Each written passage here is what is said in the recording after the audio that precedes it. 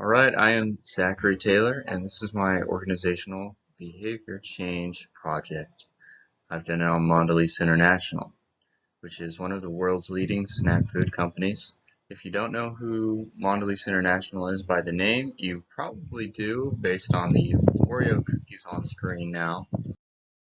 Now, Mondelez International owns over 150 brands and companies, including Oreo, Trident, Ritz, Kraft, Cadbury. Now, obviously, I couldn't fit all 150 into a single presentation, but of these brands, a lot of them are owned by Nabisco, or known by that name. These include Oreo and Ritz out of these two. And this is one of the major segments of the company. The organizational behavior problems that I will be talking about today relate to the employees that work with the Nabisco products. Now, these are the merchandisers in the store, the sales representatives, and most of the company's efforts are focused into these products. Now, according to their annual report, Mondelez International has over 79,000 employees. So with all these employees and all the different groups and goals and projects that they're working on come obviously some organizational behavior issues.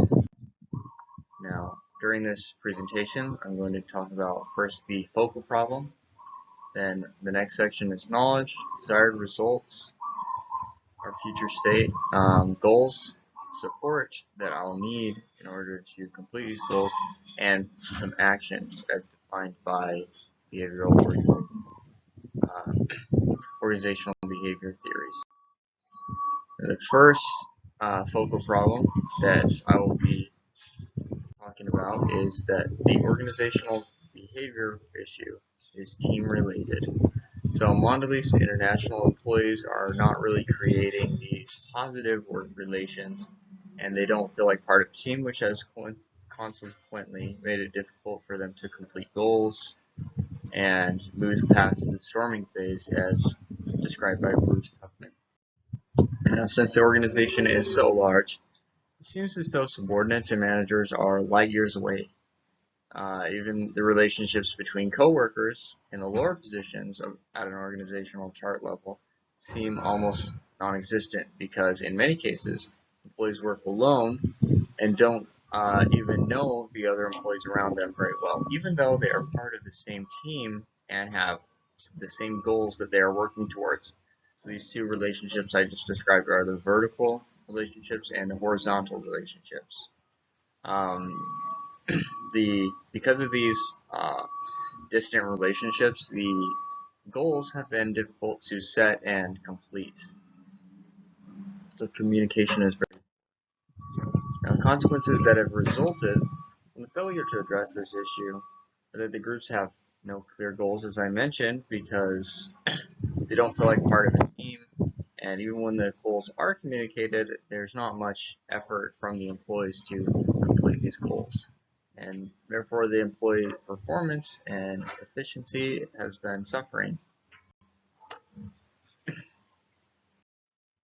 Now, the importance of solving this problem, if Mondelez wants to, would be that employees would have higher job satisfaction, they'd have a better working environment, Mondelez International would have more efficient employees, and that the company as a whole would have increased performance, because I think that the employees would have more reason to want to complete their goals for sales and such.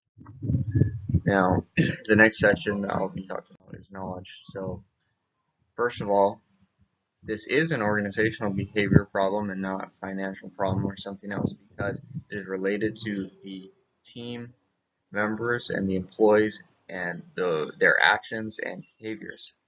Now, though this behavior does affect the company financially in the long run, it is still an organizational behavior problem.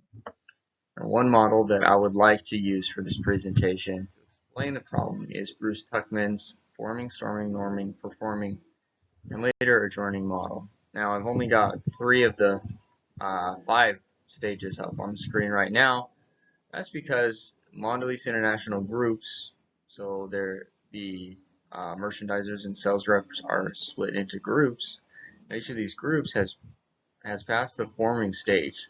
The turnover rate at Mondelez is not super high, so the employees have gotten to know each other. They've formed groups.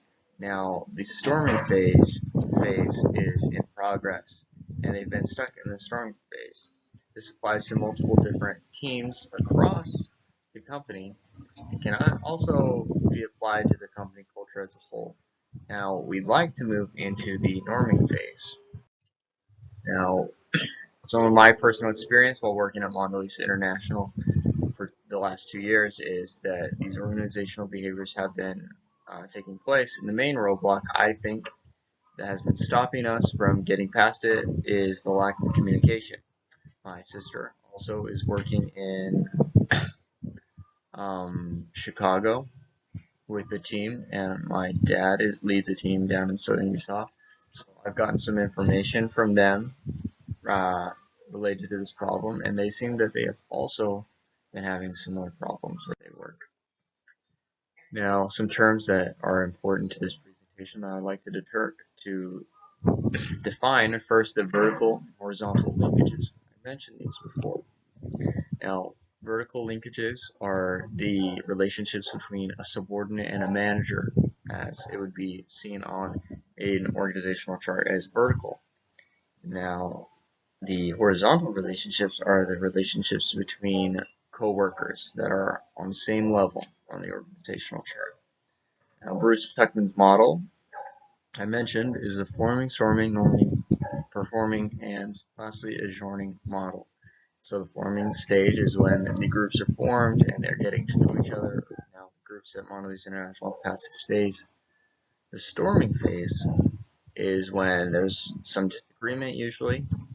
The groups are trying to get to know each other better and be able to work well together, get some good chemistry going. Now, once they can get through this storming phase, which is often the longest phase, they will enter the norming stage, which is when group norms, for the name norms, or rules and are set. Then is the performing stage, which is when most of the project's work is completed because they are working more smoothly now and can get more done. And the last is the adjourning phase, which is when the project is closed out and finished. Now, sometimes group efficiency is lower during this time as they kind of fall off. The last important term that I'd like to define is group cohesion. Now, cohesion is how well a group works together, degree of camaraderie within a group. So a cohesive group is one that works together as a single unit, and this is a good thing. This is what we're going for at Mondelez International. The next section is the future state, desired result that I have for the company. The upper management of Mondelez International also recognizes to some extent that this is a problem occurring within the company. One thing that the company's CMO, Dana Anderson, said that they've implemented to help with the problem is that, quote, the Mondelez Group growth team has been meeting every 2 weeks to talk about how departments can help each other as the company reorganizes to innovate and execute on new ideas. The team's commitment to collaboration, transparency, relentlessness, and generosity has changed the corporate culture at Mondelez International. So they are trying to create a culture here at Mondelez International, and they're trying to complete these goals and make it feel as though it's just one team. And this is a great idea, but an upper management group meeting every couple of weeks isn't going to create a culture yet. Mondelez International is a very large company, and in order to promote its own culture, it's going to have more engagement from all employees. If they do not do more to promote this positive work culture, then they will face serious consequences, and that would be increased conflict and lower performance. But it would be worth it for them to put in the effort to create a company culture and make it feel like employees are part of the team to increase job satisfaction. Now, I'd like to make some goals, set them that would help the teams, the groups here at Mondelez International fix this issue. First goal that I would like to set that would actually help employees to feel like part of the team and create a company culture is to have the sales reps, those are kind of like the group leaders, set meetings every 2 weeks to talk about goals and also just get to know each other, the members of the team. Team members would report monthly to regional management on the frequency and the content of these meetings. I think this would be very important because I've worked at Mondelez International for over 2 years. There's lots of employees around me, I know that, but I've probably only met around 5 of them. I've met the sales reps, but it's hard to feel like part of a team and complete these goals that do require teamwork without knowing the other members of your team. Now, as of now, the group members don't really feel like part of a team because they don't have a lot of input in the goal setting. They haven't met each other very well, like I mentioned. Now, after completing this goal, I think that would strengthen both the vertical and horizontal linkages, and that group members would know each other better and be more willing and effective in completing their goals. The next goal that I'd like to set is that in these meetings, they should set goals for the company rather than having just the upper management set the goals. I think that the employees were in charge of setting goals and idea generation, it would be very effective. And they can also report to regional management on the content of these meetings and the goals they've set to track.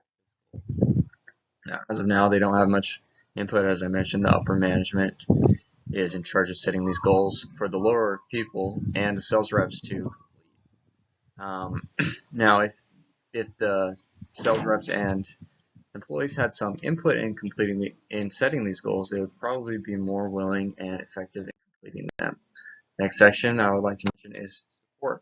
In order to complete this goal, I would need the support of some upper management. The first person I could contact is Steve Osborne. I know him a little bit. He's a regional manager over Utah and surrounding states. Now, he could relay this to a project manager in the upper management to help complete this goal and make it happen. Now, a good help in the very upper management would also be Dan Anderson, the CMO, who I mentioned earlier. She is involved in creating a company culture and would be a great help to this. Now, the last thing that I would like to mention, final section, is actions. I'll go over a couple of actions as defined by an organizational behavior model that will help the company solve.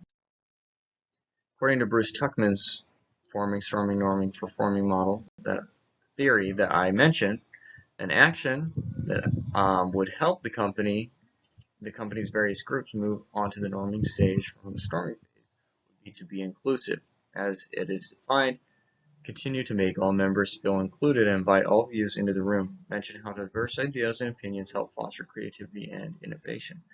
This also played into the goals that I set and would be very helpful. The other action that his model describes is to make sure everyone is heard. Facilitate discussions. If there's conflict, address them, and get everyone involved in the meetings and goal setting. And both of these actions relate to Bruce Tuckman's model, as I mentioned before.